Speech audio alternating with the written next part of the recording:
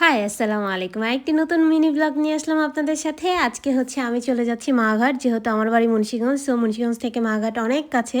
আমি ঢাকা ব্যাক করতেছিলাম, ২ টা বিয়ে খেলাম। সেই ভিডিওগুলো তো আপনাদের সাথে পিছনে আপডেট দিয়েছি, অবশ্যই দেখেছেন। দেখার জন্য আপনাদের সবাইকে থ্যাংক ইউ। অ্যান্ড এখানে হচ্ছে আসার পর ক্ষুধা লেগে গেছে, একটা চা খেলাম। চা খাওয়ার পর ভাবলাম যে একটা মুড়ি খাই, যেহেতু এই মামার মুড়ি বানানো খুব ভালো লাগতেছিল। বাট আগে থেকে মাওঘাট অনেক বেশি পরিবর্তন হয়ে গেছে। আগে আরেকটু বড় ছিল এরিয়াটা, ভেঙে গেছে নদীর কারণে। অ্যান্ড হচ্ছে এই যে ট্রলার দেখতে পাচ্ছেন, এই ট্রলারগুলো হচ্ছে ভাড়া দেওয়া হয়, যে যার মতো রিজার্ভ করে যেতে পারে। বাট খুচরায় যেটা যায় ওটা অনেকজন মিলে যায়, যেমন এটা যাচ্ছে।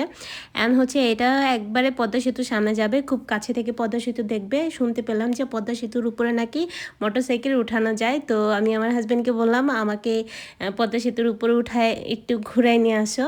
তো নেক্সট ভিডিওতে আসতেছে, ভালো থাকবেন, বাই বাই, টাটা, আল্লাহ হাফেজ।